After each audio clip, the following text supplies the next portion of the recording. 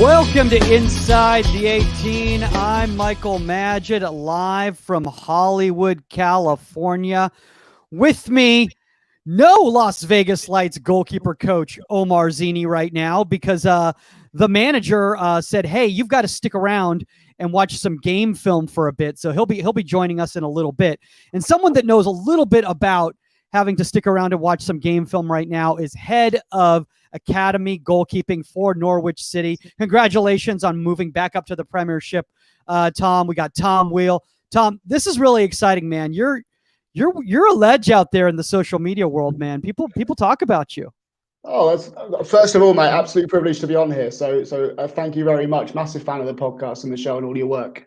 No, it's good times. It's exciting times. You know, I think there's a really good thing going on in the goalkeeping community at the moment with guys like yourself and the work you do, and there's some fantastic heads out there and some fantastic coaches. So I think it's a really positive time for all of us. I think that lockdown last year was a I think a lot of us made a really good took it as a really good opportunity to do a lot of learning and a lot of networking and a lot of sharing. And I think that that's fairly unique amongst our group, to be honest, of goalkeeping coaches nationwide, all over the world. And I think a lot of us are better for it. And it is kind of giving us a thirst now that we are back on the grass and we are able to resume some sort of normality, that I think things are hopefully going to take another step forward again. So no, it's exciting times, mate. Yeah, it's funny that you said that because you're saying, oh, it's nice that we're back out on the grass. And then I'm like, couldn't this have happened in December or January, not June or going into July? It's like 104 outside. Oh, no, yeah. And everyone's like, oh, you want to run sessions right now? I'm like, Yeah, you're not wrong. Yeah. I mean, we don't have that kind of heat, thankfully, although Costa del Norfolk isn't too bad. But it's just nice to be out on the grass no matter what the weather. And we're really lucky. I've got to say, over here we've been really lucky in our industry to have actually a vague sense of normality. There's only been a certain amount kind of this season that has been affected by it, but I think there'll be so much learning that goes on. Like I said before, I think that the last 18 months I've done more sharing personally and more learning than I've ever done, because the opportunity was there to do so. And I hope that people kind of see the value in that and really I've enjoyed taking what they've taken from the last 18 months whilst we've been in the situation that we've been in. And I think people have got a thirst for it now. I think I speak to a lot of coaches and I'm on the phone and email and text, most of the week, sharing and talking to guys all over the world. And I think it's just really healthy. I think we're in a really, really healthy position. And I think that hopefully it's kind of going to be the theme of things to come over the next few years. I think, one of the things that you brought up right there, which is actually, really, really important, is, I'll be honest with you, I feel that the goalkeeping community in the past year has become less, for lack of a better term, territorial about their content, about their session design.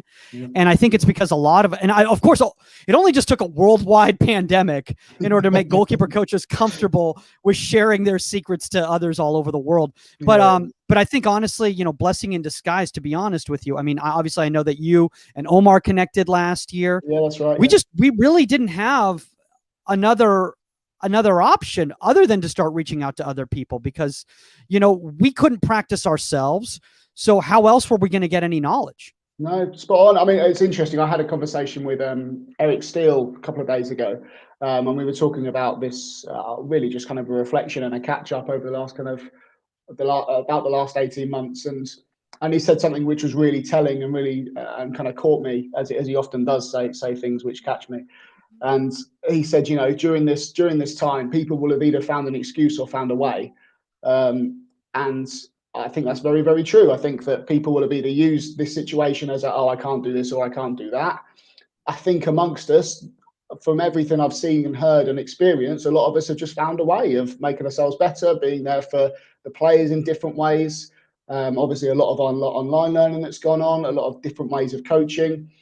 Different ways of reflecting, different ways of planning, and that can't be a bad thing. Can't be a bad thing to push ourselves into challenging environments and finding a way through it, because we ask the players to do it every single week, and so for us as coaches to be put under the spotlight a little bit and to be asked to think on our feet and adapt and evolve, I think will have benefited everyone hugely. And I'm not sure there'll be too many that will have come through this kind of period that we've been through and won't think they're better for it from a coaching and learning point of view.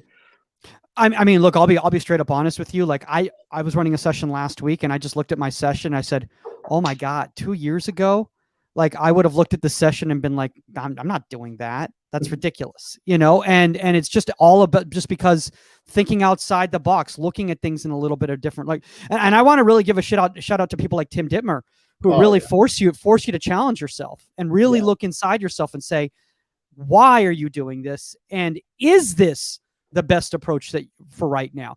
And especially, and like, people like Dan Abrahams, who talks about the mental side, the psychosocial being so important. It's just, I never recognized how many layers there were to my coaching that I wasn't even kind of like reaching or connecting with.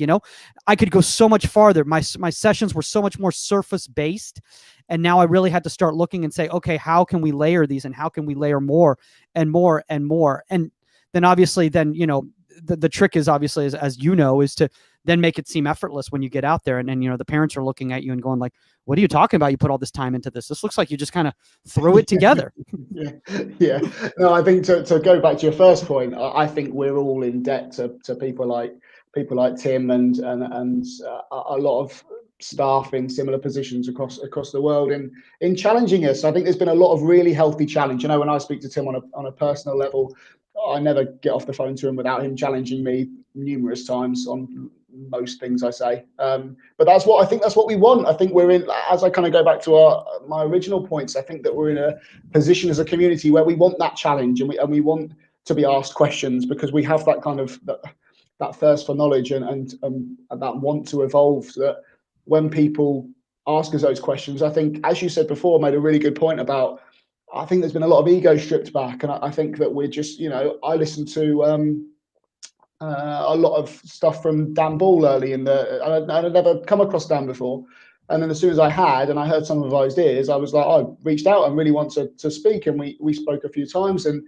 there's people that I've come across from different courses and things like that, and no, but I think that, as you say, I think that comes from people at the top of the tree, kind of showing best practice in terms of that challenge, and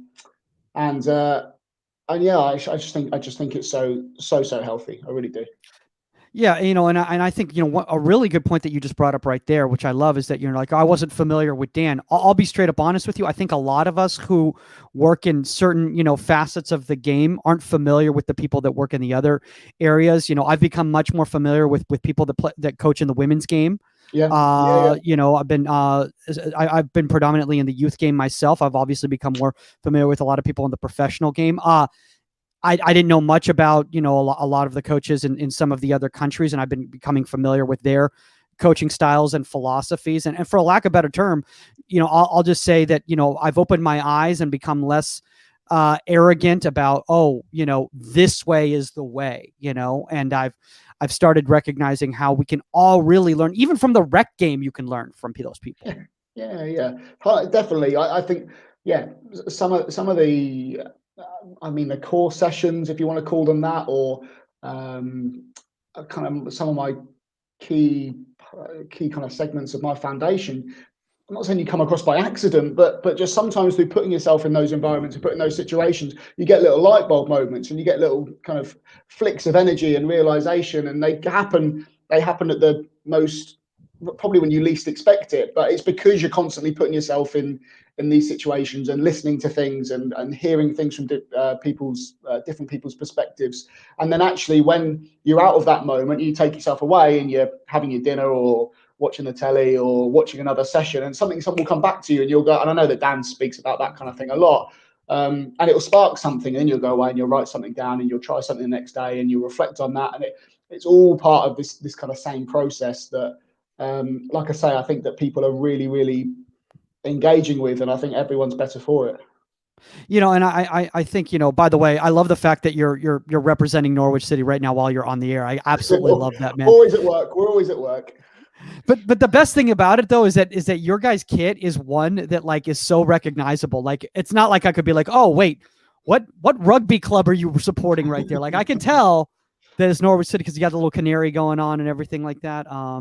But kind of getting back to this, obviously a lot of people out there, first kind of became familiar with you, at least from our end, because Omar and you did that interview I think about a year ago, whatnot. And then obviously, this past year, you've been doing all the work with the academy. Obviously, you had a little bit of time to work with the first team too, which must have been an incredible experience. I'm guessing that was probably phenomenal. Yeah, I mean, I have to kind of put on record now that my time at Norwich City, this will be my 5th season now that I'm entering into, and the club's in a very, very healthy position with regards to the people that are in it, and the people that work there, and I think that's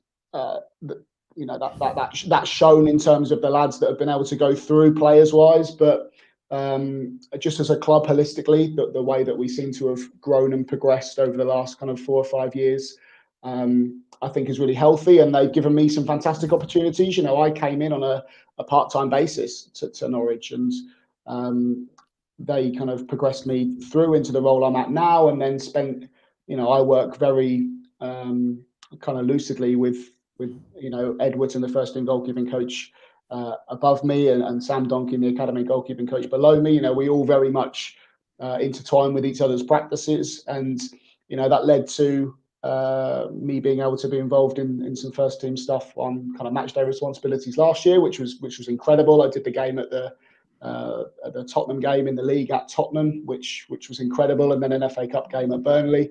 And as a Norwich fan, I'm from here. I've been around and worked at different clubs in the country, but that was an incredible experience for me, and one that I'll always be indebted for with the club gave me that opportunity. So I think that us in general and where we're at, I think is relatively healthy. I'm always not stubborn, but no, I am stubborn actually. No, but I always want to be better. I always want to push it that next bit further, and I always kind of I think that we should be potentially doing better than we are. But no, I think it's certainly been a really enjoyable time so far at the club. Yeah. By the way, speaking of challenging, guys, if anybody here is watching live on the Facebook, YouTube, or Twitch stream, put questions in the comments section. Challenge us. We want to be challenged. We want to learn. That's the whole point of this, So it's not just about us to say how wonderful we are, or at least how wonderful Tom is. We want to learn at the same time. I mean, when Omar joins us, you're going to see he'll have a notepad, and when he starts getting quiet, you know that he's taking notes. Yeah, don't worry, I'm over here. Don't worry. See, no, I absolutely love that, man. I do want to talk about the fact though, is that synergy that you guys have at the club in regards to the fact that your youth coaches, are allowed to work with the first team, and first team guys working with the youth coaches and everything. I just think personally myself that that's so important to really create that environment where players feel safe working regardless of what environment they're in there, what level. Yeah, I mean, there's some I guess there's some very deliberate reasons for doing that in terms of when players from my phase go into the first team environment, which obviously is the plan, that there's obviously a lot of synergy between me and the first team goalkeeping coach, and those relationships are very strong. Our practices are along the same lines, and the way we work and coaches along the same lines. So the transition, therefore, should be supposedly easier. The same from Sam's practices into mine, and I don't think any one of us, as a three, have any kind of and even going down to Darren Plowman-Reed, who works with our development centre goalkeepers, I have no qualms with any of us taking any goalkeeper at any stage of the football club. I know that Ed, from a first team point of view, has had myself lead sessions. He's had Sam. Sam's will have potentially helped with the first team session in the afternoon at 2:00, and then gone and run under 9 session at 5:00. That's. But I don't see any drawback from that, because as long as everyone knows their roles and responsibilities in those sessions, it's just an opportunity for everyone to get better. I think that it's obviously a lot more common practice now that goalkeeping coaches now seem to work in pairs, especially at the top level, having multiple goalkeeping coaches. And that's something that we found, whether it's Sam assisting me assisting Sam, me assisting Ed, that it's really, really helpful to have an extra pair of eyes, especially if you, due to numbers for whatever reason, you end up serving or you're in a certain part of the practice where you're live a lot of the time.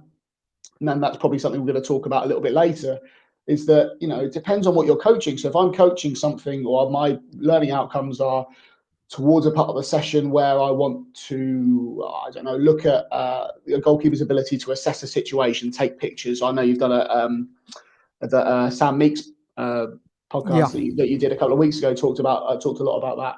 Let's say you want to do that, but then you're in a position where you're either, I don't know, crossing a ball or meeting a ball or striking a ball.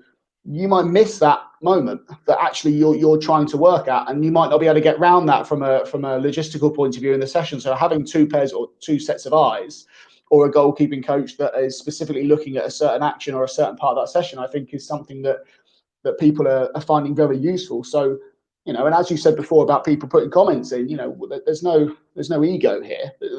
So it's much more beneficial from the player's point of view to have two goalkeeping brains instead of one. That's just fact, isn't it? Oh, absolutely. And I think, a really good point that you just brought up right there in regards to is what can you see? What can you see? I'll be honest with you, especially when I'm working at the youth level, a foundational level, it's difficult for me to focus on everything and also be striking the ball. Yeah. And also be making sure that the design that the session is flowing. So having somebody else there who's either helping out with delivery, helping out with seeing it from a different point of view, whether it's from a different angle, helping out in regards to the flow of the session, in regards to making sure that things are set up properly. I mean, especially with the younger ones, otherwise they're going to start running around and everything like that. I think is just so valuable. And I really wish, and I really hope that more clubs will recognize that and start moving in that direction, because the number one thing I hear, at least here in the States, and I don't know how it is, Tom, over there, maybe in some of the lower divisions, is resources. Well, we don't have the resources for that. We can't hire somebody to do that. We need one. But if you overwork one person, you're not going to get the quality from them. Yeah, I agree. I think to challenge that slightly, going back to what I'd said about my conversation with Eric Steele about, you'll find an excuse or find a way. If you are stuck where it's just yourself and you want to look at a certain part of the session, find a way if I'm crossing a ball or I'm striking a ball or whatever the responsibility you might be, can I bring a winger in? Can I bring a striker in? Can I find a way of making sure I get the standpoint I want in that moment of time? And it might not be, it might be another coach. I've had our head of analysis come out in sessions and participate, so that I can go and get a proper look at a certain part of the session, or stand and work one-to-one and communicate effectively with, rather than being in the session and striking or moving, actually being able to stand with the resting goalkeeper and talk through what that goalkeeper's doing or what they did in their last rep, and having another person do what I did. And I agree. I'm not saying for a second that resources aren't a problem, because I think a lot of people would always want more in terms of resources. And I've been in that position before. But my challenge to that would be think outside the box and find a way of getting what you actually want, what out of the session you want to do. Well, I mean, I look at it this way. I mean, I'll be at a club and I'm like, well, okay, I understand that, you want this and you want that, but do you really need three of those? Could you really use some of those resources and bring it over to a pretty important part of your of your club, which is the goalkeeping side, And I'm not saying nutrition's not important and physios aren't important and everything like that, but a lot of times that's the excuse. They look at us as an ancillary complement to the club rather than as a mandatory requirement for the club, and especially at the lower divisions, Tom. Yeah, I can imagine that. I can certainly relate to that, and that's why I think that there's such an importance in engaging so many people in what we do. I think that we're far better at it now than we've ever been in terms of bringing people into what we do. Come and look at it. Come and take part in it. Come and have an opinion in it, because then, like I say, I get on very well with our head of analysis. I've had sessions where the under-23s head coach has come in and participated in. One of the videos that I'll show later has got that in. So wait, he participated as like actually trained in goal, or was like no, as an okay. outfielder. Yeah. Okay, I was like, the guy just wanted some reps. Okay, I see how that works. So if we're more accepting and we want to bring people in, and we want to bring people in, I've been in the shoes of the coaches who work at a lower level or a recreational level or a grassroots level, and people always want to be involved. There are people out there that want to be involved, that want to learn, that want to develop themselves. So Sam, for example, if he's got a session to deliver with the lads at 4 o'clock, 3 o'clock, and I need him at 10 o'clock in the morning, then I would say, suggest, would you be available? I'd say 19 times out of 20, he's going to say, yeah, definitely I'm there. If Ed in the first team setup needs either me or Sam to assist him, again, we would, if he asked us, we'd be there. If he needs another goalkeeper, if it's that I'm working with 3 goalkeepers in the morning and he's working with 3 and he wants one more to make his practice more relevant, well, I'm going to help facilitate him. So, and then we'd come to some kind of trade-off and we'd plan that effectively. But yeah, I think there's so much. I think we're better than we've ever been. I really, really do.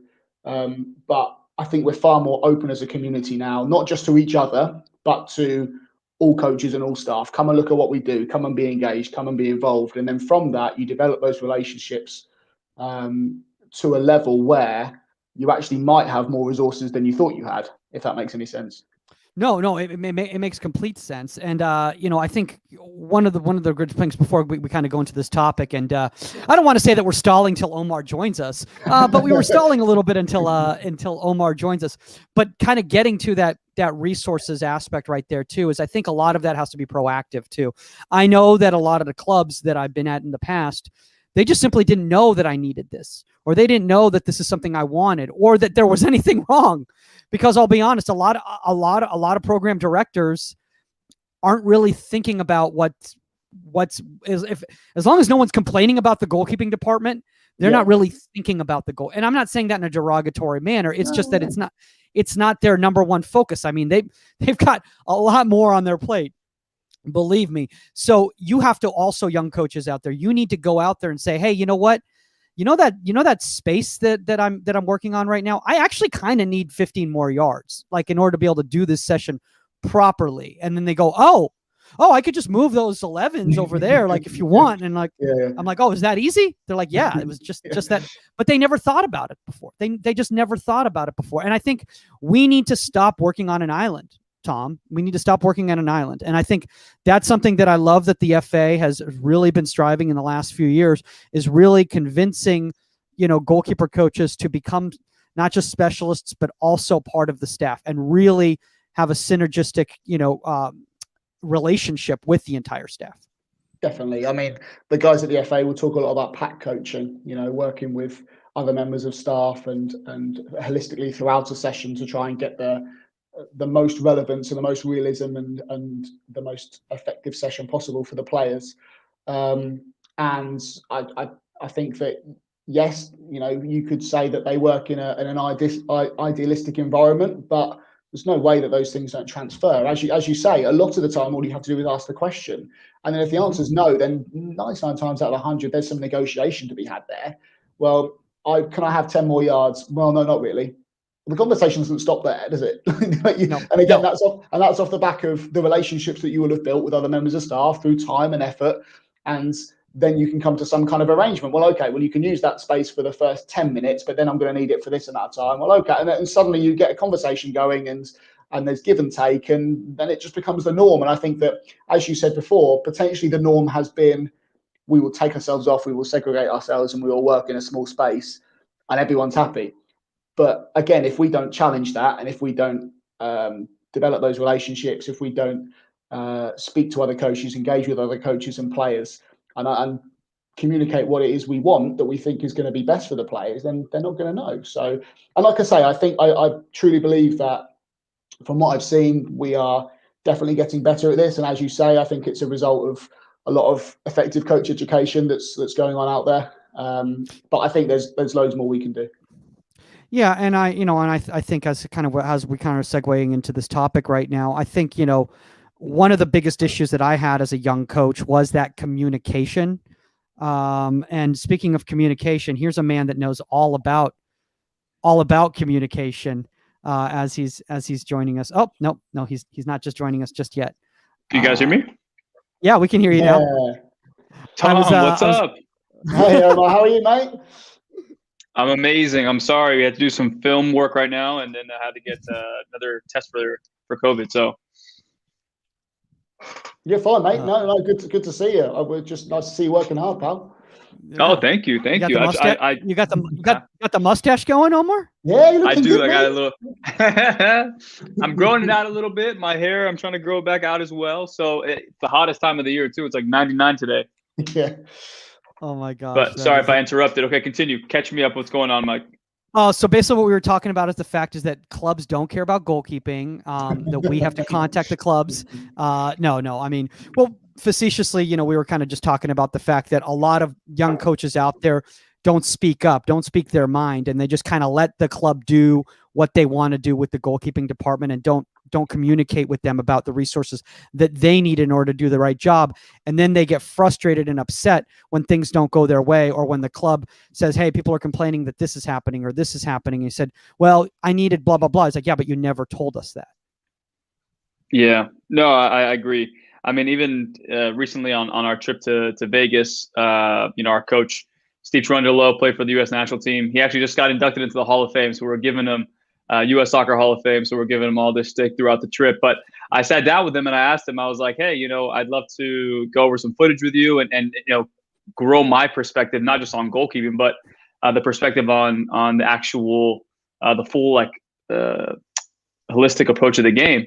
And he was like, Omar, absolutely. Like, my goal is to try and progress you to the next level. So whether that's helping the goalkeepers and then putting sessions together that, involve them from the start, or we involve certain, drills that are going to be, I guess, video points that we're going to be seeing over the weekend. So I think for me, most coaches need to be like that. But I was just so happy to understand, to get to that kind of understanding from him that like he wants to see me grow, not just as a goalkeeping mind, but also like a coach. And I think that's where most clubs don't really put attention to that. And I think it's not so much that the club doesn't do it. I think the person who's in charge needs to take that initiative. And I think us as coaches need to take the initiative as well of like, hey, I know that your I guess expertise is not goalkeeping, but how can we marry the two in a sense that I grow as a coach at the same time too, you're growing and understanding the goalkeeping perspective as well. You just brought up a really good point. And by the way, Tom, interject anytime you want. You don't have to wait for I know, Omar I'm and I to sorry, stop I'm talking. sorry. No, that's okay. That's okay. But I think that you just brought up a really good point, Omar. And Tom, I want to ask you that before we kind of segue into this topic, because I think it does. And we're going to be talking obviously about coaching behavior, but your behavior with your with your manager, with the head coach and everything is so valuable to the goalkeeper coach. And we were joking around about Omar spending time, watching film with Steve. But if you want to learn more about the game, and maybe the person doesn't know a lot about goalkeeping, but they know a lot about the game, spend some time with that person, and you're going to recognize that your knowledge and the way that you're able to, for lack of a better term, assist your goalkeepers is going to improve dramatically. Yeah, definitely. I mean, from a personal point of view, I never played professionally. I coached ever since I was 16, and I work on a daily basis with kind of head coaches, lead coaches who played a lot of Premier League international football, and it would be stupid to not get their opinion on things and involve them in what I'm trying to do, because they've got a knowledge resource that I'm not ever going to have. So is it going to benefit the goalkeepers by our under-23s got coach David Wright, who played as a fullback in the Championship in the Premier League, played 100 however many appearances at that level. Well, he's going to know a thing or two about goalkeeping because he played in front of some pretty good ones. And he's going to equally, I think, and this is what I go back to said before, I think I don't know a member of staff that isn't keen in knowing more about what we do. And I want to engage them in what we do because it gives me more knowledge, the goalkeepers more knowledge, and there's no negative to it. But not being funny, Omar's stood us up for 20 minutes, but for good purpose. I mean, they're the bits that really matter, because and I've learned those lessons the good way and the easy way and the hard way, and I've made mistakes in that, where you don't see the value in a meeting or an event, and you pass it up to go and do something else, and then you go, oh, you know what, I could have really, even if I'd have sat there and said nothing, just my presence would have been an opportunity to bond with that person, or give an opinion, or make an impression. And they might have wanted to ask me something. I could have asked, and I think that's just, they're the moments that relationships are built on. And then the stronger those relationships are, then ultimately where we're going to get to will be what we can give the players, because that's what it's about. And if our relationships are stronger, better, more effective, with as many coaches across all disciplines as possible, the only people that will benefit, well, not the only people at all, but the people that we care about the most that will benefit from that will be the players. Yeah. Absolutely. Go ahead, Omar. No, I kind of wanted to just build off what Tom was saying there. I think, yes, everyone has little tidbits that you can kind of learn from. And I think we'd be fools to not try to not leech onto that or grab onto that, but it's like everybody can give you a little bit. And even from like watching film with Steve, he was saying, look, we play in a certain system, and the film that you're showing me is not really in contextual, like, hey, how is our system going to prepare us best, or how can we find certain exposed areas with the team we're playing against with our system. And then he said as well, like, you can get 20 different clips, but try and find patterns. Once you find patterns, show me the problem, and then show me the solution of the team or of us, solving those problems. So now I'm thinking, okay, well, that's from the field player perspective, right? The coach perspective. Now, how can I use those same pieces of information and then take them to the goalkeeping side? So now whenever I watch film and I break down our sessions, or I break down our game film, now I'm looking for those patterns. I'm looking for certain problems that the goalkeeper got themselves into. What were the solutions? Playing short when there was high press, it worked one way and then it didn't work later on. What was the reason for why it worked and why it didn't? So finding those little patterns and really trying to get down to the pure substance of the film, versus, again, showing 20 different clips without really having, I guess, a solution for the goalkeepers. Yeah, so speaking of that right now, in regards to the solutions, I think this is really going to segue nicely into the topic. And today's topic, guys, which I think is absolutely phenomenal, Tom, is coaching behavior, adjusting your coaching behavior based on your session objectives. I love the whole mental aspect of this. I love how it's incorporating your session design into the psychosocial. Tom, for maybe some parents out there who are listening who might not be familiar with what we're referring to in this coach speak, what do we mean by coaching behavior? Okay, so the way that I would answer that question would be that as coaches, we walk out to the field with a toolbox. Now, depending on what we want, depending on what the issue is we want fixed or we want worked on, we're going to need a different tool for those different problems. We might use multiple tools, but we've got a toolbox in which we can dig into if those tools act as behaviors, and use at different points, potentially even if we get on a really advanced level with different individuals. So it might be that, and we're going to come on to this obviously as it goes, but it might be that I want to use behaviors such as question and answer, such as hustle, such as silence, saying absolutely nothing at all, say putting autonomy onto the players, all those kind of different things. And there's a massive list. There's some research that's been done about the key, and I think there's around 11 of key fundamental coaching behaviors which are the most commonly used. And one thing that I'm looking into, and I've spent a lot of time practicing and rehearsing and reflecting on is as you say, Michael, is there a way, as opposed to, which I was guilty of, I am guilty of, have been guilty of for many, many years, letting the session dictate my behavior, as opposed to planning that behavior and aligning it with what I want to get out of the session, not only on a micro level, but potentially on a much bigger level. How does my behavior in this session affect what I want to get out of the goalkeeper in a week's time? And does everything align up to what I want to get out of this session, which is going to then scaffold onto the next session, to get where I'm going to be here. And then that whole bit of work is going to be a bit of learning, which sits underneath this bit of learning. Everything's just a kind of a big jigsaw. So to go back to answer the original question, I guess coaching behaviors are tools that we can use. I think that as individuals, we will be slightly better or more experienced at using certain ones other than others, depending on personality type and core values and things like that, which is fine. But I think that understanding and appreciating the value of each of them in aligns to what I want to get out of each individual session, I think is something where I certainly can get a lot better at, and certainly something that I think interests me. This is when you know this is a legit topic, is when I saw Omar leave the room to go get a piece of paper and a pen and started taking notes as Tom was talking right there. We could literally hear it on the microphone, just like right there. But that's good though. That's good. That means, yeah. Go ahead, Omar.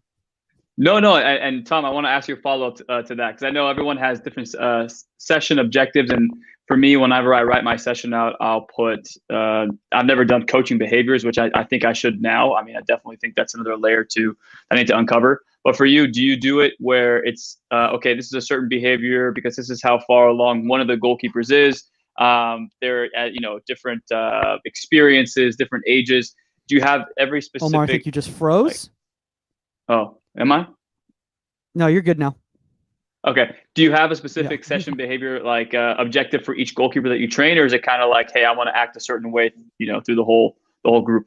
That's a great question, mate. I think that at the moment I'm at the latter stage, so I'm planning a behavior which would align with maybe session topics or objectives, and I'll show you a diagram which makes that a little bit clearer, kind of whenever's relevant. But I think that the holy grail, if you want, where I really want to get to, is having an explicit objective knowledge of how I'm going to deal with each of these 1, 2, 3, 4, 5 goalkeepers in this session. And I think I have got an idea about it, and I think that it's something that I plan for. But at the moment, where I'm more comfortable with is having a behavior. It doesn't have to be one. I would say that it's a maximum of 3, which I'll show you in a bit.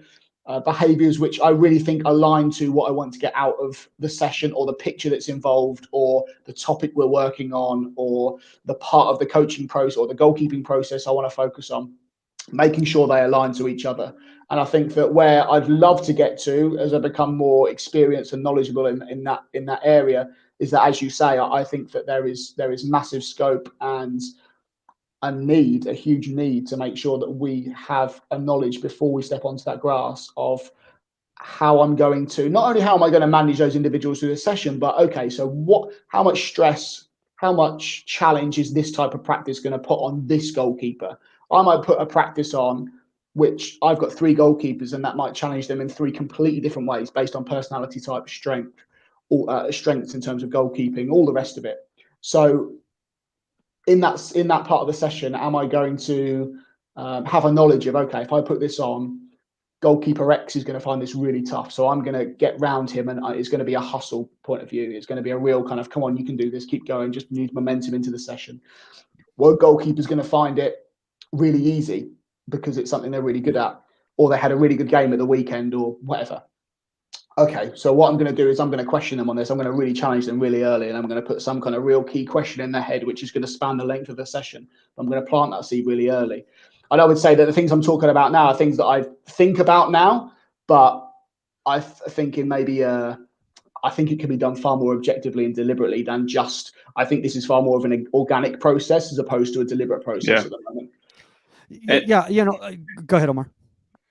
I'm sorry. I think that's for kind of giving these goalkeepers that we train, especially like kind of at the professional level with some of the guys that I work with, for it to just not be a monotonous, hey, I'm showing up to training, I do my reps and I leaving them with that little piece of information, whether it's a scouting report or individual, I guess, progress report. I think that's super important. And I think, like you said, it's not sometimes that you sit down and write about it, but it's more so like you kind of go out there and deliberately say, okay, today I'm going to give this goalkeeper a little bit more of this goalkeeper a little bit more of this. And you have a little bit more room for improvisation and kind of a little bit more room to make things happen on the pitch versus, I guess, a predetermined idea of what you want to do and then be fixed on that specifically. Yeah, definitely. I think, sorry, Michael. I think a lot. Listen. I think a lot of coaching is organic. It is natural. It is on feel. I'm not taking that away whatsoever. I'm not saying that you're a robot and you set your behaviours before a session and you say, 5 minutes in, I'm going to do this, and 10 minutes in, I'm going to do this. Because a lot of it is going to be on feel. You don't know what the goalkeeper's been through the day before. You don't know how they're feeling that morning. You don't know if they are going to find that part of the practice easy or hard. But I think you can have an idea. I think it's something you can plan for. And as we'll go on to later, I think it's something that if I've got a real clear idea of what I want to get to at the end, everything which I can plan to get to that point, I should really think of planning. I should really put some effort into planning. And I think the behavior is a massive part of that. I think that through the work that a lot of fantastic coaches have done, I think that we are really starting to unpick session design. I really do, in terms of practice design. I think that that's something which has come on leaps and bounds in the last 5-6 years.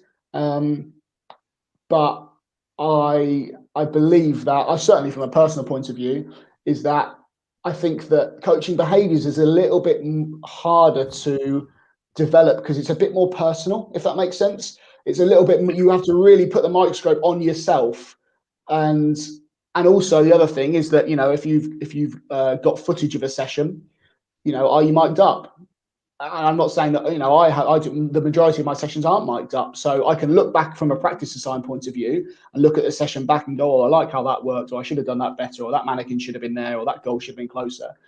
But from a reflection point of view, how tough is it to actually go back and listen to what you said and those interactions and whether that was the right thing or the wrong thing? And again, that takes a whole new level of effort and application to reflect on those things, which is, again, maybe why it's something that we find hard to invest in, I guess.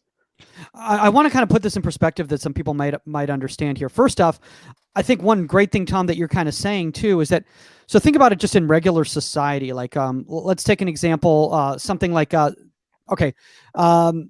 somebody going on a date, right? Well, they have a based on what their objective is for the date. They want to get a second date type of a thing. They're going to behave in a certain way to get that objective type of a thing. Maybe I'm getting way too into, this is why I keep going. This is why I don't get second dates. This is why I don't get second dates. But obviously, the thing is that you also have to be able to pivot based on, because you don't know what the prior experience or the moment before was of the person that you were just on a date with. You don't know if they were just late from work. You don't know if they just had their dog peeing on the carpet or whatever sort of thing. So based on, I'm just trying to put it in perspective that people understand so that it doesn't sound so coach talky. You get what I'm saying? Can I help you out? Can I help you out here? Yes, so this is why I don't have a relationship right now. So continue. I think, Tom, I'm sure you can probably kind of empathize with this, but for example, at LAFC, where Las Vegas is the second team, I've had a little bit of a struggle. My intention was to come in there super excited to work with these goalkeepers on a continuous basis. And then, our starting goalkeeper is always with the first team. And then we brought in another goalkeeper who, when the first team has games on the same days as us, who's supposed to be our starter, he played 2 or 3 games and then he gets called into the first team. So now they have 3 goalkeepers with the first team, and then I have another guy who's our number 2, and then an academy goalkeeper. So the way I train the academy goalkeeper and our number 1 is completely different in the way my mannerisms are, behaviors are, because I see them every single day. The other goalkeepers, I normally just see them the day before the game and then on game day. So my behavior and my rapport with them isn't, I guess, Mike, like you said, like how you would say on a second, third, and fourth date. It's more so on a first date. We're still filling each other out. I'm trying to figure out what they need from me versus more so coaching, because the time frame and the timeline that I have with them is a lot more finite than I would have the other goalkeepers that I work with. So, Tom, I'm sure for you, like, again, bringing it back full circle to what Mike is saying, you're actually able to. But I think, Omar, I think you figured out the reason why I'm not doing well on dates is because I'm trying to coach them during the date. I should not do that. Hey, look, this is my objective for this date. Let me know what you think. From a tactical standpoint, you should really be sitting over there because of where the wind is and how the menu is reflecting on the light. Yeah, this is Don't match with me on it. Go ahead. Omar, I completely agree, Omar. I think that and again, that's when we talk about behaviours from an individual point of view with specific goalkeepers, depending on their age and stage and where they're at, I think is fundamental and really, really important. I think that where I hope I'll get some knowledge from this conversation and the things I'm trying to look at are around my behaviours in relation to things like not, the session objective, the practice type. So if it's a really challenging practice type, if it's a game realistic practice type, is my behavior going to change if it's a game realistic practice as opposed to an activation practice or a first practice or a technical practice? Is my behavior going to change in those situations? Is my behavior going to change if I've got 20 minutes to goalkeepers as opposed to 90 minutes? All those different facets, which I think from what you're speaking about the behaviors, is how I'm going to see. I'm really lucky that I've been there a period of time, and a lot of the goalkeepers have moved through the ranks. So one of the goalkeepers I've worked with, I work with now, who's going to be a first-year professional next year. I've worked with him since I walked in the door. So, the foundation of his knowledge of my behaviours is pretty strong. He knows what I'm about. I know what he's about. And we're probably married with kids in terms of from a date point of view. Now, there's no surprises, there's no secrets, but I can still 100% challenge him from a behaviours point of view, and challenge myself from a behaviours point of view when we really look to unpick the type of session we're doing and the environment we're setting in that session, or being a part of a squad session. Or I think we can really, really, really deliberate and clear as to how we want to act depending on the challenge level that we're giving that goalkeeper and the specific context we're putting them in to try and get where we want to get to. No, I think one thing that that's been fascinating to me, Tom, kind of learning, before we kind of, put up some of your presentation, up here. And Omar, I don't know how you feel about this, but when I was a younger coach, and by younger coach, I mean like last week, I was worried about getting a negative reaction from the goalkeeper, because I would associate any sort of negative behavior or negative reaction as the session's not going the right way. But the more I've been kind of delving into all of this and learning from, great people like Tom, I've started recognizing that actually could be the objective of the session, to put them in that uncomfortable place where you do get that type of visceral reaction. Is this something that's been difficult for you, Omar, to kind of, battle with over the years? Can you say that one more time? I'm sorry, I lost you mid-sentence, and I was hoping that would be directed to Tom so I could catch up. Yeah, Tom, why don't you take it so that Omar can catch up? Okay, so I think that, and this isn't derogatory in any way, shape, or form, but when I was being coached as a goalkeeper, I would say that 90% of the practices I would be involved in would be success-based. So I would walk away from a session, and if I wasn't successful 90% of the time, I'd think I'd had a bad session because of the type of practices I was involved in. Lots of announced practices, lots of technical practices. And not to say that's right or wrong, but the success level was very high. And I think that certainly I remember the first time I really tried to, as you're talking about, Michael, adapt the challenge level to potentially lower that success level. Goalkeepers found it tough, because they've been brought through an environment and a culture where success in goalkeeping practice is really high a lot of the time. And that might be due to a lot of things. It might be due to my coaching behaviours. It might be, right, I'm going to hit this shot here. You're then going to move from here to here and make this save when the ball's going in this place. Well, if I use those behaviours, the likelihood is that you're probably going to be quite successful a lot of the time, because I'm giving you the answers already. We talk about something called relative success. So, I mean, you'll know the stats with regards to goals scored in hot zones and goals from one-time finishes and things like that.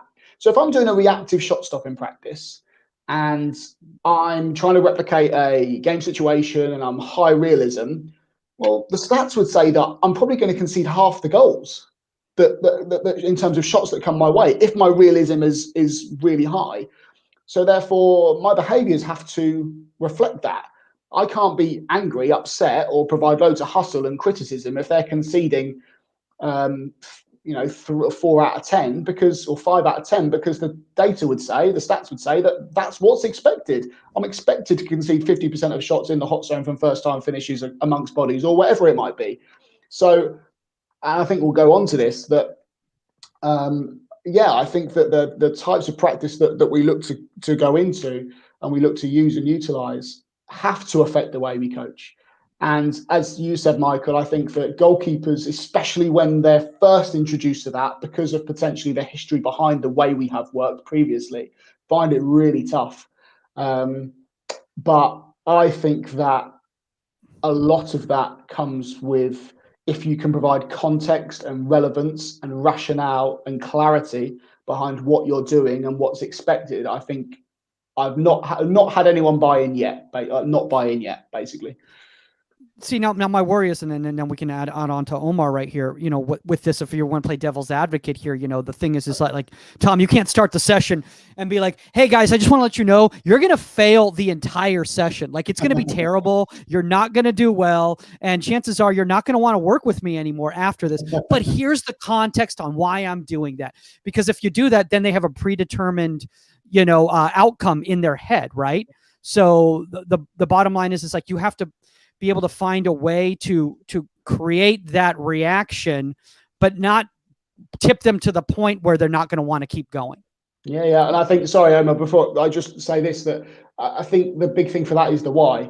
So what do I want? Do I want to set them up for this right at the start? Is it I don't know, I'm doing a match prep session, so I want them to be, I've got, I don't know, like we said, well, I might have 20 minutes with them. Well, if I've got 20 minutes with them, then I probably need them to know that I can't afford to lose 15 minutes that session from them being disappointed from conceding goals. So therefore, I might have to tell them at the start, right, this is going to be challenging. This is going to be the picture. It's going to be here to here and then a random serve, off you go. And then they've got an idea that, okay, well, I'm going to make sure my process is good, and I might do a perfect process 3 times and not make a save. But then it's like, from my point of view, it's like, oh, what do I praise? Do I praise a positive process? So could you concede a goal but get praise? Well, 100% you could. You could go through the perfect process from step A to step B, to C to B to C to D, and concede a goal. So I can praise that. You can get a pat on the back from going in the right position, from assessing the right triggers, from providing the right solution, and getting beat. That's okay. That's fine, as long as they know that. The flip side of that is that if I potentially have a bit more time, you might set them up where you put them into that environment, give them no context or clarity about it, and see how they handle it. Do they recognize that it's a really challenging point of view and maintain the same motivational levels and try and work it out and try and get a feel and try different things within the picture? Or is it this is like you said, Michael, I hate this, I hate you, I'm not getting any success. In which point, where does my intervention come? How does that come? Who does it come with? Is it peer? Is it me? Is it staggered? Is it a 2-minute conversation? Is it a word? You know, there's loads of different things you can do. Loads of different. So wait, so Tom, are you saying that you can have a predetermined decision that at a certain point, at a certain breaking point, you'll build them back up during the session? I think we've got, and I think if we work with goalkeepers every day and we work with the same people every day, I think that we can predict to a level, A, how challenging they're going to find a task, and B, how they're going to react to that challenge. I think we can have an idea. I don't think, as I say, I don't think it's gospel. It's not an algorithm. And I think that will be, you know, there'll be some things that you'll walk in and you'll go, right, this is a really easy start to the session. They'll get this. And lo and behold, they don't get it. And it's really sloppy and it's really slow. And I might have to interact with them and interject in another way. But I certainly think that if you're really engaged in your reflection and your planning, you can certainly, I certainly think I have got some sort of idea, some sort of, like I say, through my planning, I've got an idea of how it's going to look and how they're going to find certain challenges and practices. And then depending on what I want at the end of that, I might like to let the session fail for half an hour. If that's what I want, if I want them to come through that experience, and that might, like I said before, that might be a session, I don't know, potentially we've not got a game at the weekend and we've not got a game for 2 weeks. And I've got a session where my goals are real psychosocial. They're really about adjusting to challenge and motivating yourself. And it might be that I let half an hour session fail. But then it's so important that you then pick that up and you understand the context and you give them the explanation, and you build them back up from that, and you take the learning out of that experience. You know, I think that, like we said before, depending on what your learning outcome is, your learning outcomes can be vast. They can be really different and really varied. And I don't think we should be afraid of behaving in different ways to trying to get the outcome. I think that we can be really deliberate in that. But I think, you know, and now I want to throw this back to Omar, because this is a topic that we've discussed quite a bit on this, and I think it leads into this before, Tom, we put up your thing, so feel free to start getting that ready to go. But Omar, is that you still have to be true to yourself. It can't be artificial. You can't go in there and like, okay, well, this is the way I'm going to behave because this is about the objectives that I want. So I got to be X coach in order to get that, but you're not that person. You have to be you getting in that behavior. Like it's an acting exercise essentially. Yeah. I was going to say, unless you're an actor, unless you're somebody who does that for a living, it's very, very difficult to get these new concepts and then portray that. And literally the only reason I actually get any coaching work whatsoever is they think I know what I'm doing. But I think that's where again, the evolution as a coach is that your bandwidth and your threshold for things that are uncomfortable become a little bit more vast, and you start becoming more comfortable with that uncomfortable. So for example, if I watched something like Chris Sharp from Colorado Rapids, he let me watch some of his sessions. A few of them made them on YouTube, a few of them didn't. But I remember sitting there and going, he really went at one of the guys, and I remember looking at him. I was like, "Oh wow, that's not what I expected from you, because yesterday you didn't act like that." And he was like, "Oh no, he and we have this rapport, and he understands that when I get after him, it's just because I want him to do better. He knows he messed up, so I'm not going to go at him for the mistake, but I'm going to go at him for the way he reacted to the mistake." And I remember just going, like, there's so many layers into these things, but I can't go out there and copy what Chris was doing, because again, the individual, the context of the session, the goal of the session, there's so many different things. But I said, okay, that's another layer that I could definitely look to add.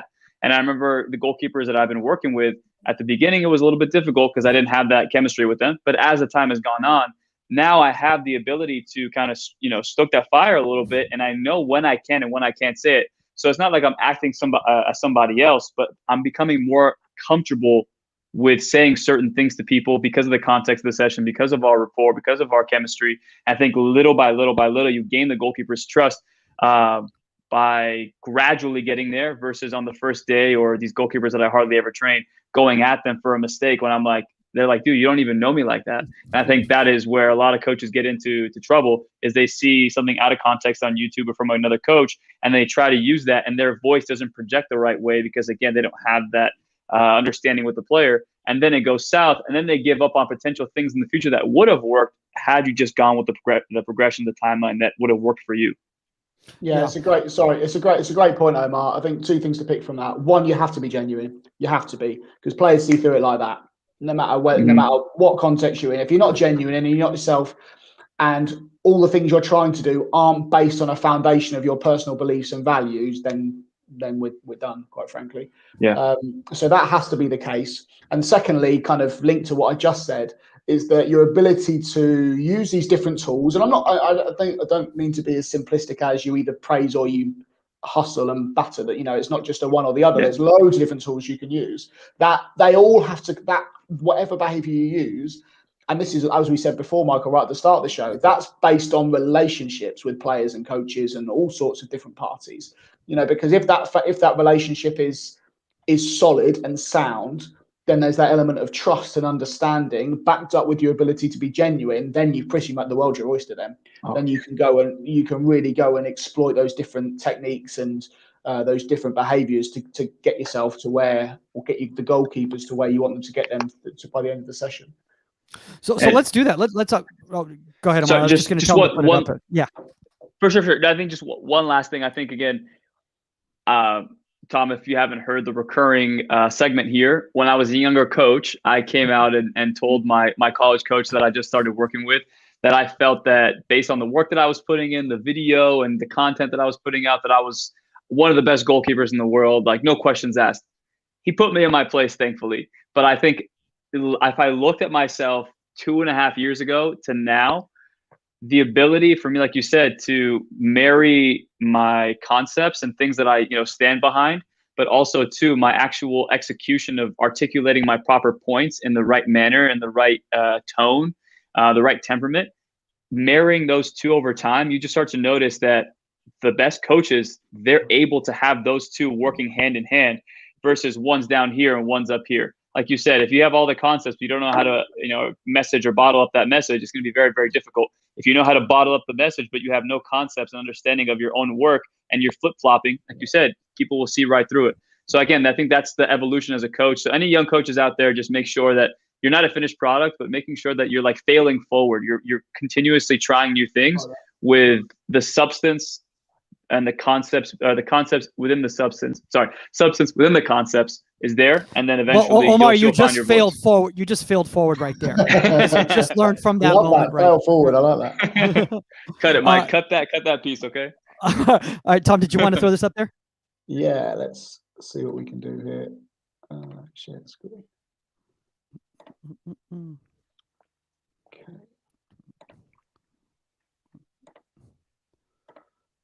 All right. So you seeing me? Yep. Brilliant. Okay, so I just got a few bits really. So a few models to start off with, just that I use, just to give some clarity about the things that I've been talking about. So this is a really, really basic model. So this is a model which sits kind of beneath everything that I do, I guess. And it's a model which came out of Leeds Beckett University around 2009.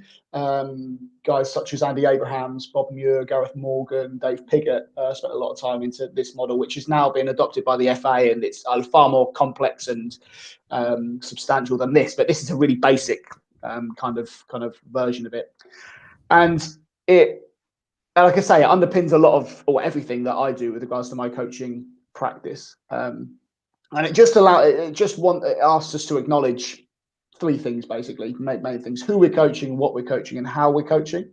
And I think that obviously for today, the main bits we're going to kind of put under the microscope will be the what and the how. The who would be things like, obviously the age and stage of the player, the number of goalkeepers we've got, X, Y, Z. But really the how and the what are the things that we're going to look to really unpick. All of those things, as we've already spoken about, which is really nice that it ties in, all of this is underpinned by our personal beliefs, values and behaviours. So all of what we do underneath our coaching process and factoring in the who, what and the how is underpinned by us as an individual, because if we're all robots, it'll all be incredibly boring. So that's kind of just give a little bit of context. In terms of the what, and Omar, I think this is something I shared with you probably more on a verbal level when I spoke with you last year. This is the model in which we use, and I know that I've kind of done some work with Tim Dittmer around this, and he's taken it to another level. But in terms of the what we coach, and this is kind of what I was trying to get at before, is to throughout whatever we do as a goalkeeper, we have a process. So whatever we do is underpinned by our unique physical characteristics, our understanding of the game, and our sight qualities. I'd say our character, confidence, and control. Now, at any point, and this goes back to your podcast with Miki around assessment, I'm constantly, no matter where the ball is on the pitch, whatever's going on, if it's input, I'm assessing. I'm picking up triggers and cues. Now, off those triggers and cues, I'm looking to take up a position in relation to ball players in space. Once I've done that, I'm looking at my movement, the quality and speed of my movement before and into saves. And then my solution, so that right at the end, the actual execution of choice of save is the last bit we do. Now, my point being, if I just skip on to the next slide, is that when we plan for sessions, something we can do is we can look. So this is a model called Constructive Alignment. So this is actually one of my session plans, which I'll share with you. So the things I look to align would be my player engagement strategies with my practice structure, with my coaching behaviors, my session objectives, and all of that session is going to link to my micro objectives. So what I'm trying to get from a group of sessions. So if I go to practice, if I go to kind of session objectives, what could I be actually looking to coach? It might be one of these things. It might be that if I'm working on dealing with crosses and cutbacks, for example, I'm only looking at the goalkeeper's assessment of those pictures, like Miki was talking about. That's the only thing I'm coaching, or the majority of what I'm coaching. Not coaching their position, potentially, as much. I'm not coaching how they make a save or what save they choose to make. I'm just looking at what pictures are you taking in, and can I help you coach? Can I coach you within that?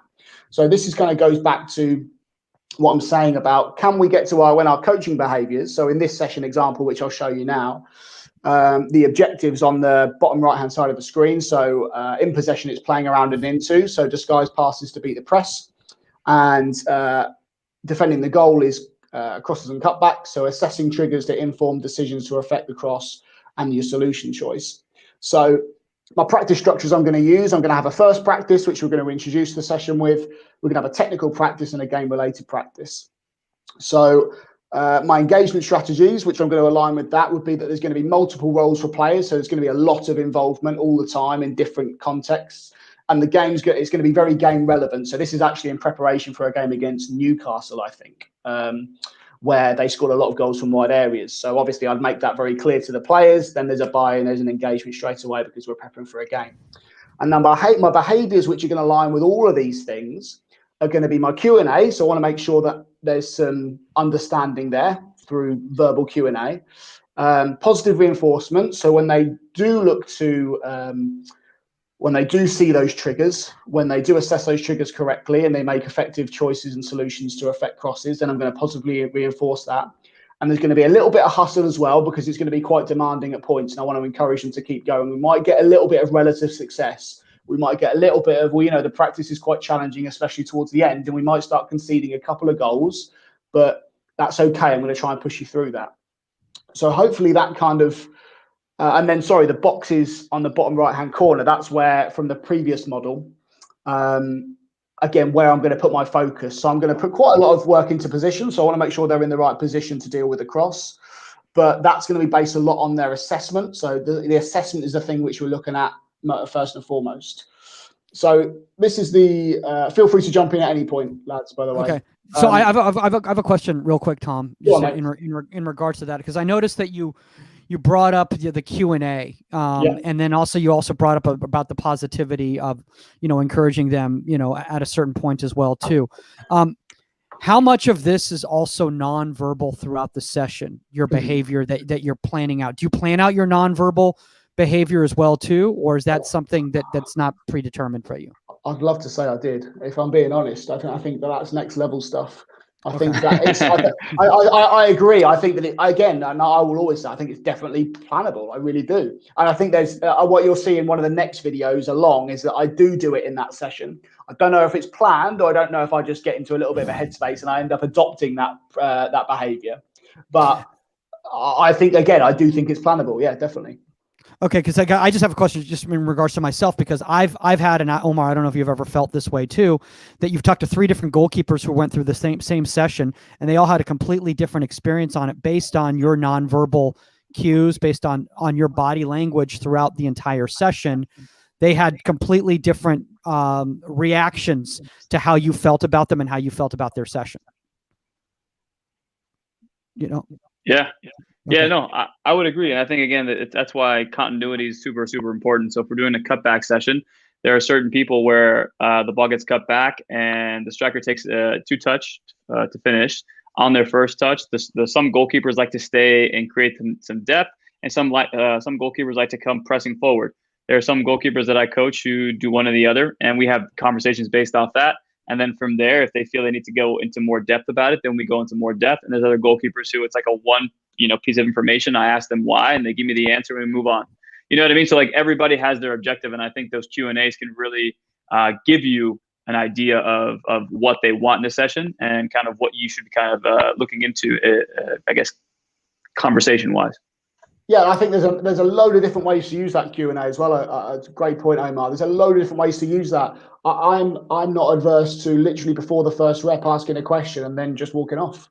Like, just really just planting a seed of a question and so I don't know, for example, we might have painted a picture around reactive shot stopping, and I might just say, I don't know, I'm ask a question or a rhetorical question and go something like around what's the potential for a foot save in this practice, and walk off.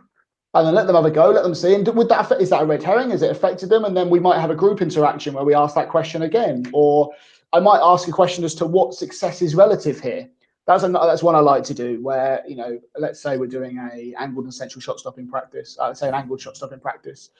And my question at the start of it before we go is, what do we think relative success is in this as we go along? What do you think success is in terms of the challenge of this practice? And then when we get together, then we can say, well, actually, I think success is probably making 9 saves out of 10. I think it's pretty simple. Okay, so what's that success look like? Well, it looks like, to be honest, because of the serve and the lack of interference, we should be holding quite a lot of the ball.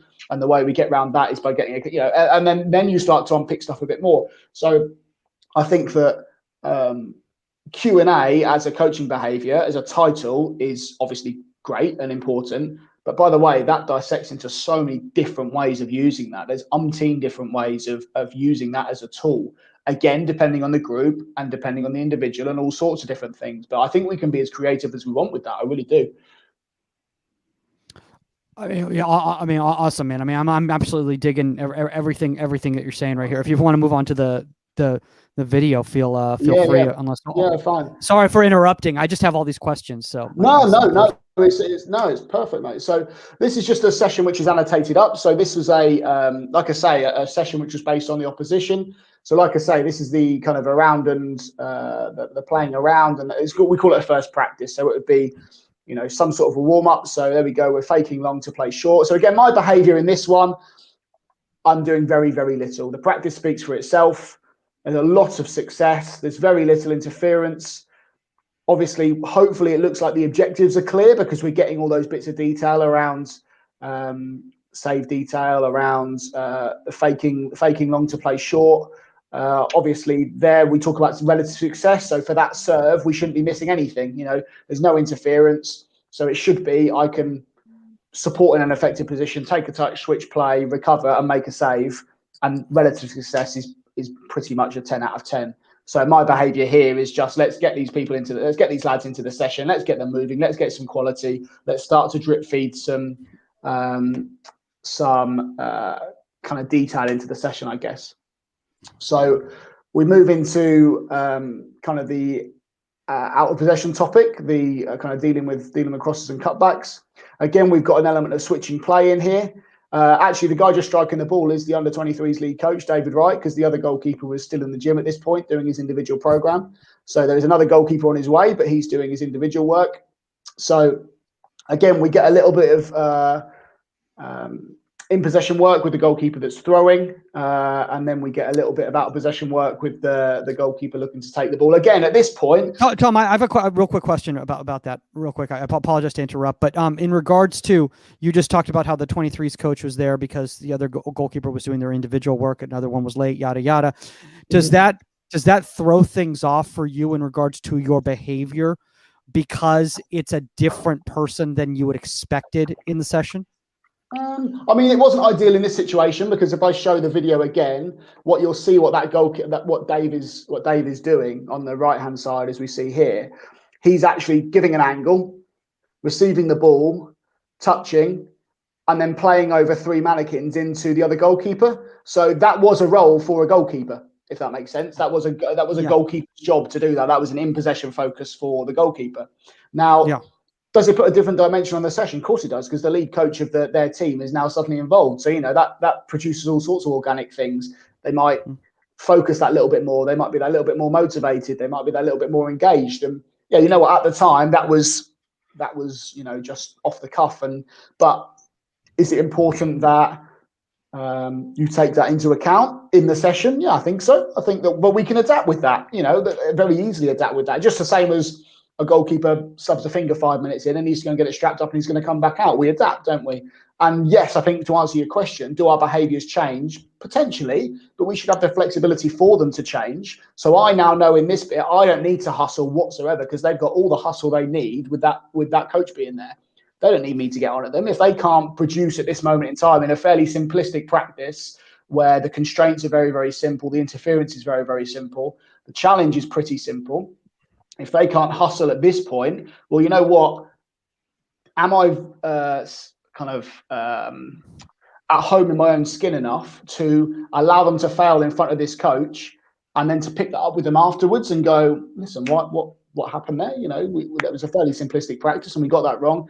I couldn't deal with the pressure of Dave coming over. Okay, so why? And then that comes onto a completely different conversation and we can unpick that. But by allowing that to happen, potentially, and this is what you're going back to before, Michael, by allowing failure to happen, which didn't in this situation, but let's say it did, by allowing it to happen, we can unpick it and develop it further on, as opposed to me stand there and drive, and look for potentially some perfect practice. Who's that for? Is it for me? Is it because I want to look like I'm not accepting failure in that practice? Is it for the goalkeeper because I want them to be successful for that 5 minute period? Do you know what I'm getting at? So I just think that we can be, And there potentially is no right or wrong answer. And like I said, this is what I said to you right at the start, Michael. A lot of it can be on field. There's nothing wrong in that. And this is a perfect example where my behaviours may well have been on field.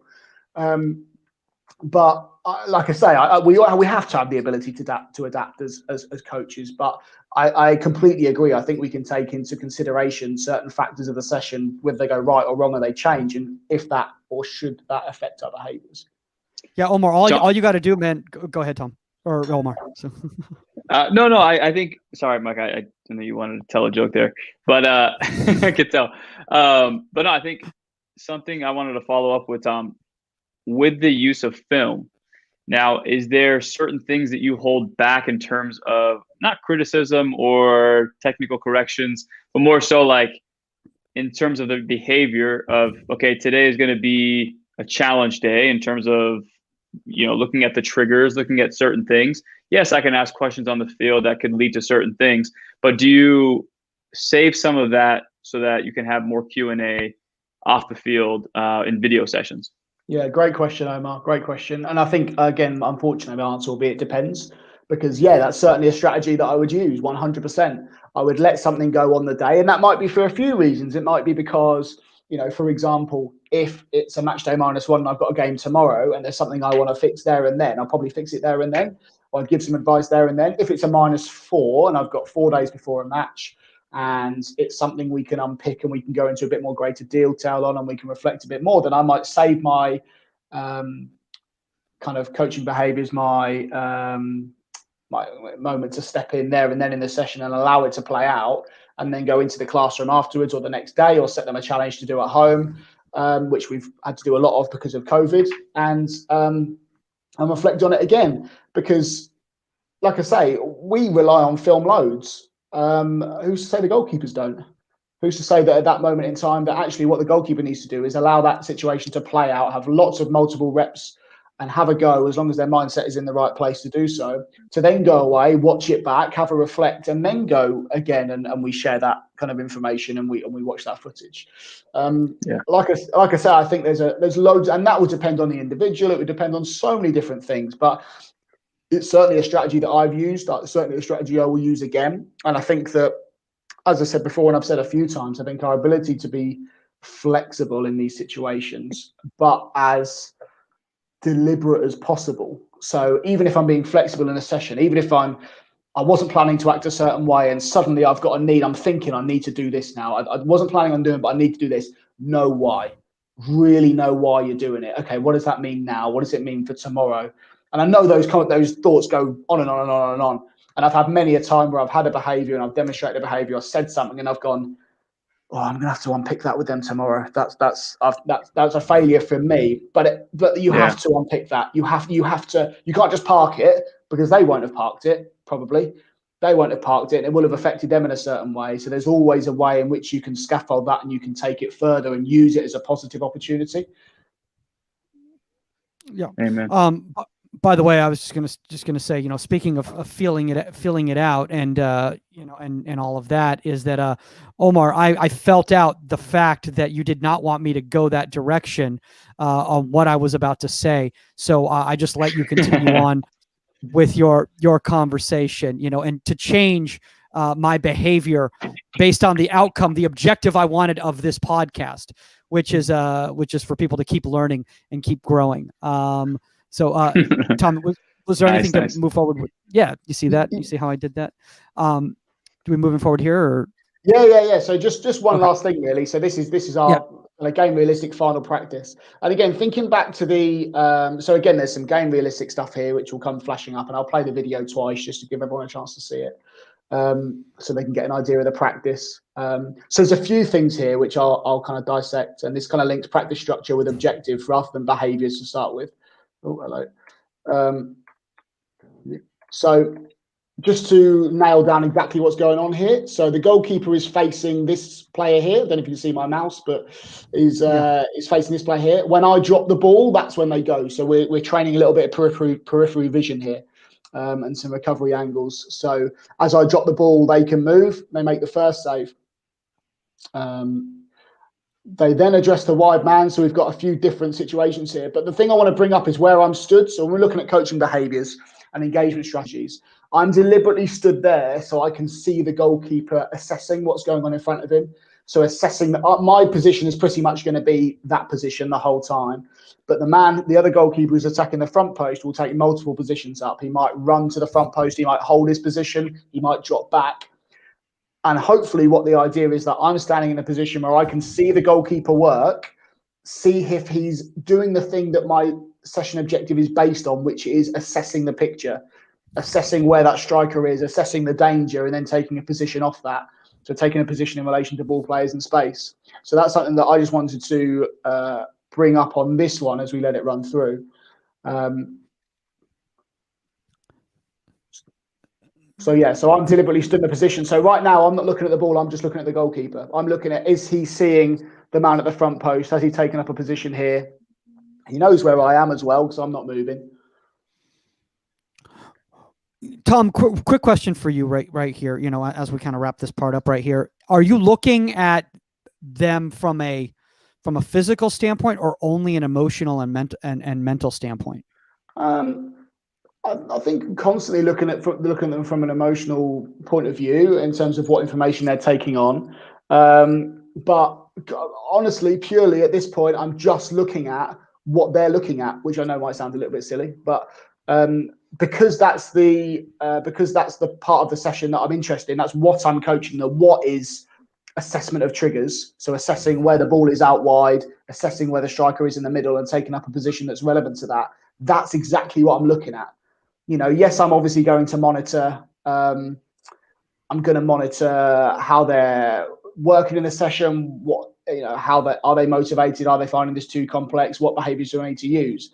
But as we said before, in terms of what behaviours or what I'm going to focus on, I'm purely going to focus on the thing that my session objective is. So it could be really easy in all of that for me to get carried away with loads of stuff in there. There's loads of saves I can unpick. There's loads of different bits within that I could talk about.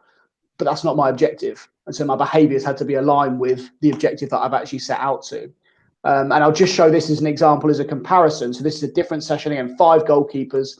I'll flip that up just for a second so you can look through it. So again, the idea is that everything aligns to each other. So I've got some different behaviours now. So I've gone for some skillful silence, some autonomy. There will be some Q&A in there somewhere. But it's a reactive shot stopping and a playing through session. And it's a session where I've only got 20 or 15, 20 minutes. And we're just going to go straight in. We're going to go game-related practice. We've got 5 goalkeepers, all within 2 years of each other, all gunning for a place. It's the business end of the season. Go on then, 20 minutes, high realism, high competitiveness, off you go. What we're going to get to. And if you look at my position and my behaviours through all this, it's next to none. I'm standing in a position where I can see everything. And the outcomes that we get are fantastic.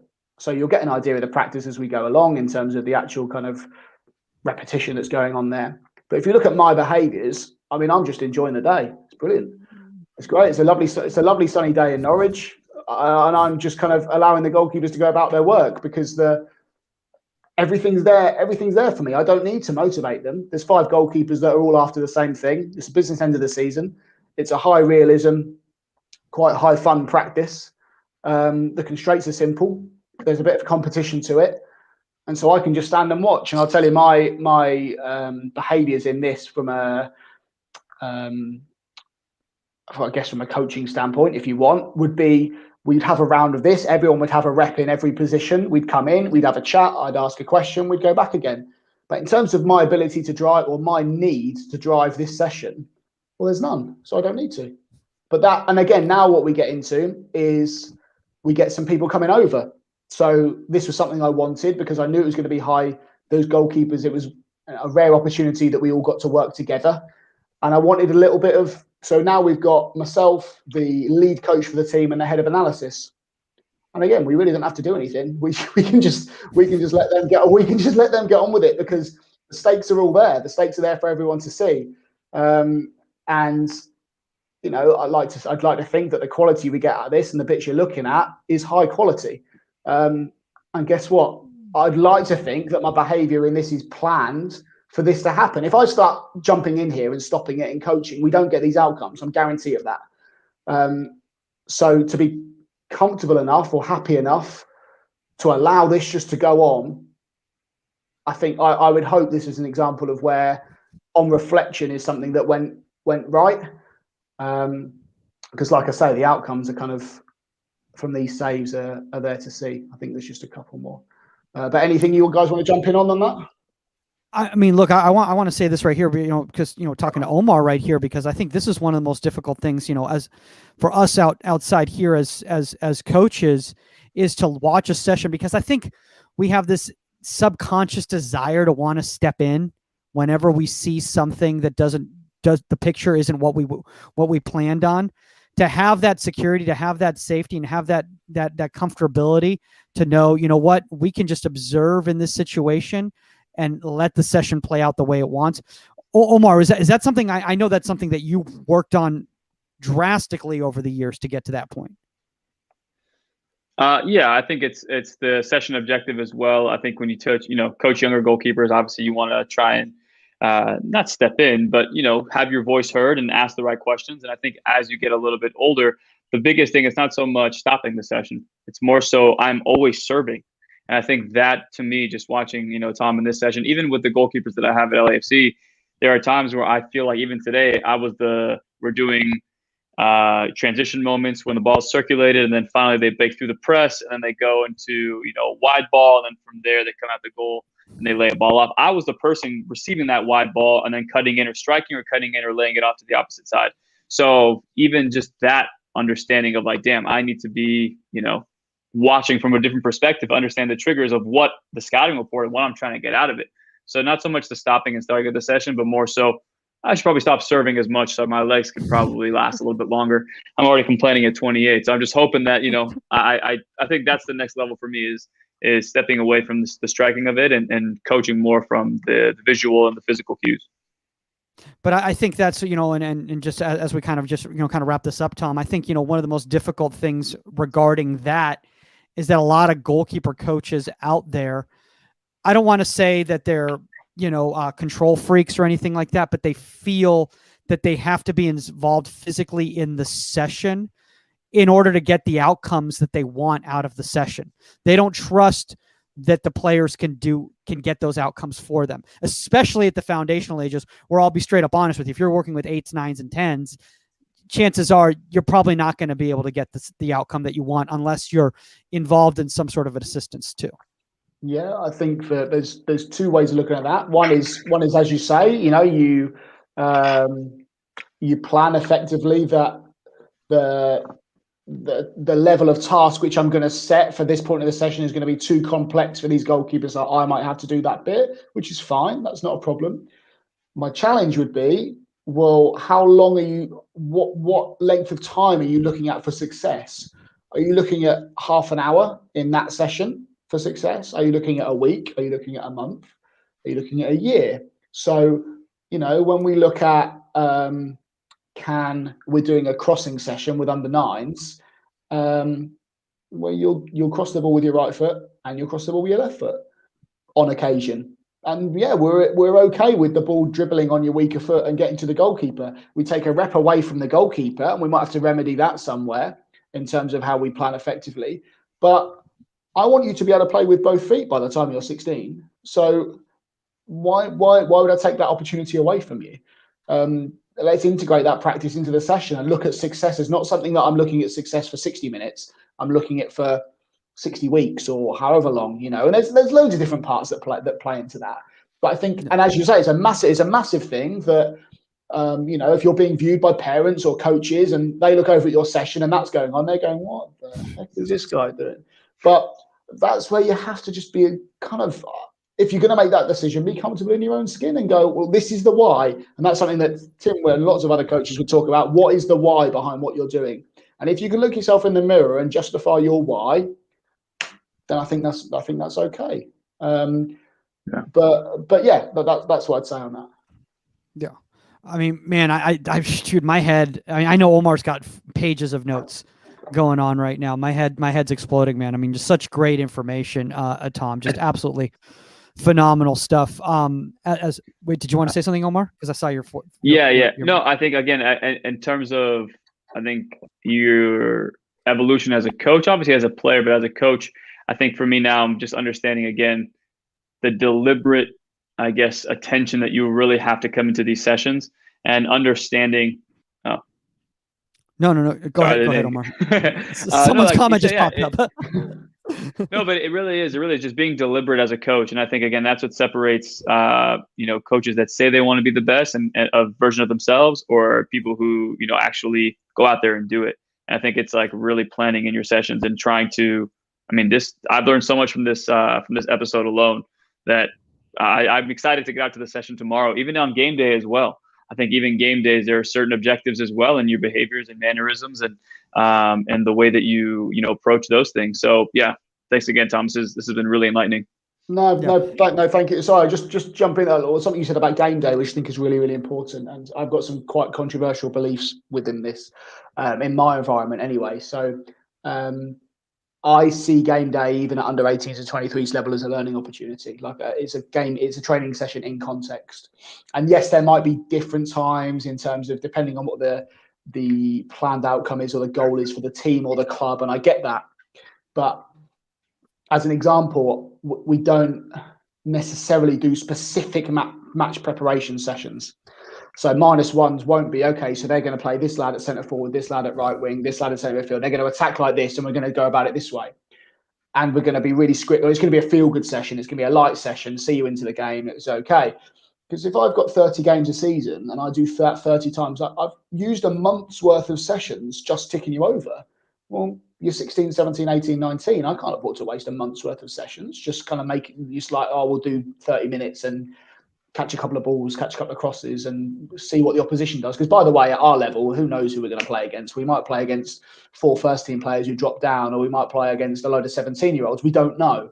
So I'd rather, and just to give some more context to that, we had a lad, he's just been called up for Republic of Ireland 21s for the first time. And he had a little ankle injury to his stronger foot. And basically gave him the choice. Like, he could do everything fine, but kick with distance over his strong foot. Okay, so we ended up 4 games taking goal kicks with his weaker foot. Now, do my behaviours change because of that? Yeah, they do. Am I willing for him to make mistakes and to perform at potentially a lesser standard?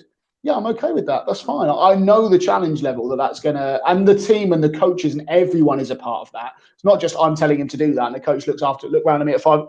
Why is he using his wrong foot? What on earth's going on there?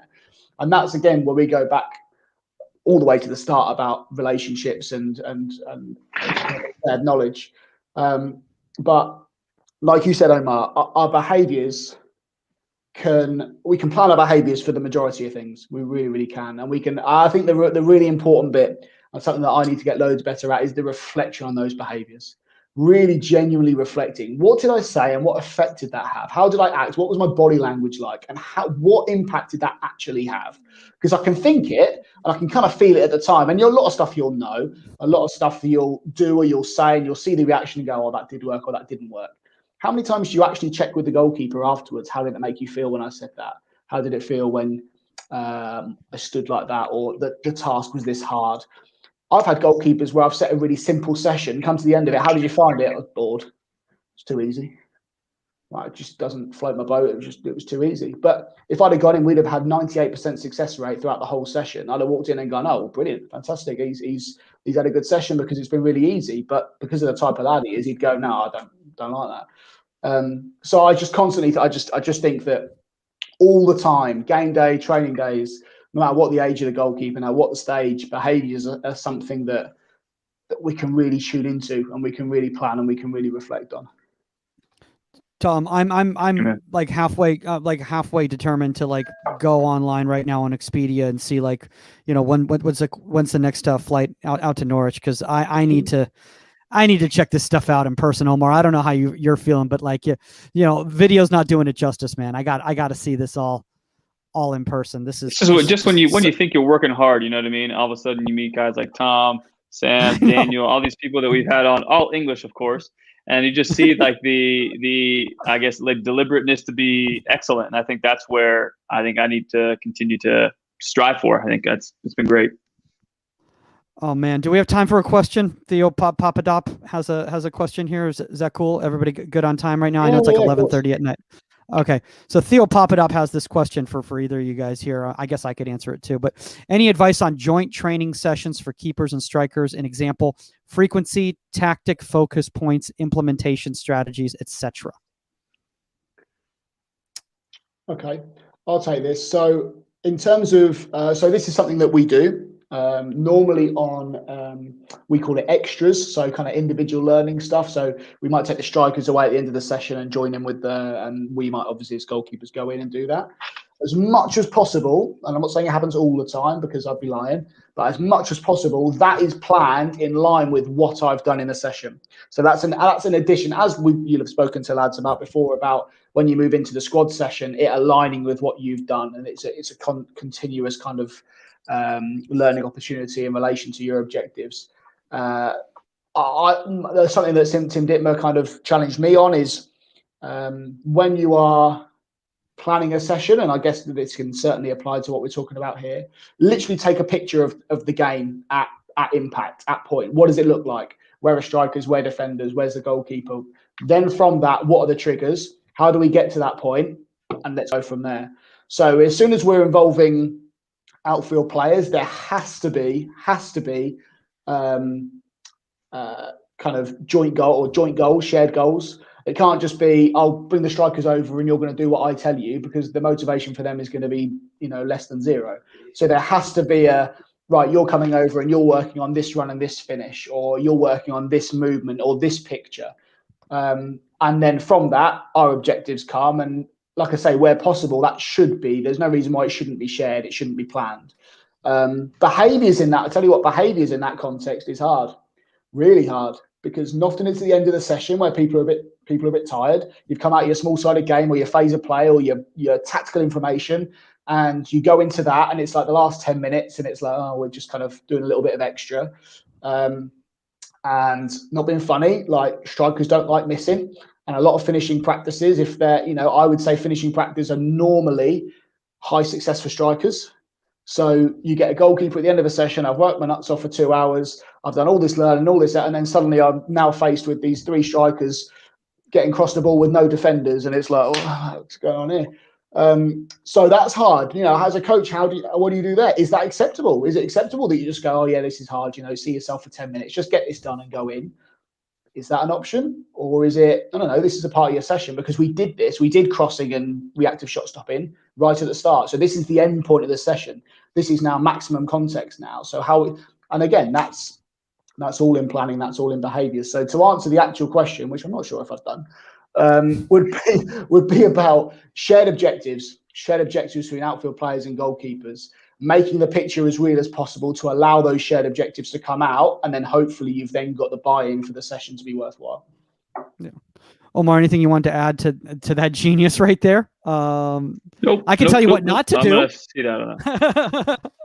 I can tell Theo, I appreciate all the questions, man. We're unfortunately we're running out of time, so we'll make sure you can connect with Tom offline, man. But we appreciate all the support. Last thing I will say on this though, Omar, and I know you've been in this environment as well too, and we talked about this with Yuri Ninneman from Red Bull a couple of weeks ago. There has to be a purpose for this. You don't just do it because the manager said, hey, these strikers need some extra work, or you say, oh, the goalkeepers need a little bit extra work. Like there has to be a purpose for why you're bringing them together. I see so many, lack of a better term, private sessions or private clinics that take place, striker finishing clinics with you'll bring your goalkeepers, these striker finishing clinics or whatever. And it's not realistic to the game. And it's not benefiting either group right there, like Yuri was kind of saying. So, Tom, I mean, well said the way you did that. All right, guys, we're gonna start wrapping up because I need food. I think I need to go to the gym so I can listen to this podcast again. I'm literally gonna play it while I'm on the elliptical machine because I'm old. I'm on an elliptical machine. Tom, if anybody wants to reach out to you, where's the best place to connect? Probably Twitter. So my handle is Weal, so WEAL23. So Weal23 is me on Twitter. Connect with me, I'll connect back, and any questions, thoughts, I'll be straight back to you. Yeah. And obviously, guys, you can reach out to Omar Zeenni at ProGK Academy _ on Instagram. make sure, guys, that when you do check out his content, that you actually read the information that's available too. I see a lot of people out there and they go, "Hey man, I saw that video. It was really cool what Omar did." It's like, well, what did he do? Yeah. So the reason that you put all that information in there, Omar, is because you want them to have the context on what you're breaking down, right? For sure. I think now to the next step for me, I mean, I'm gonna have to ask LAFCs to mic myself up for training. I think that's the next step as well. Just understanding kind of like when you say things, what does body language look like, and all that. So again, I'm excited to get back out to the field and try some new stuff. Yeah. Something I will guarantee. Sorry, Omar. Something I will guarantee is the first time you do it, you'll listen to it back and you'll hate it. I remember the first time I did it, and you go back and go, "No, I never said that. I never did that." What are you doing? But it's such a valuable experience. It's brilliant. Yeah. Kind of like listening back to the first Inside the 18 podcast. Nobody needs to do that. Nobody should ever, ever do that. Guys, contact at insidethe18media.com if you have a guest suggestion or a topic suggestion, at Goalkeeper Podcast on all social media platforms. If you're in the Southern California area, I will be doing an actual live show, not in my bedroom, doing stand-up comedy on a real stage. This is the point in the world that we're at now. I'm on a real stage, guys.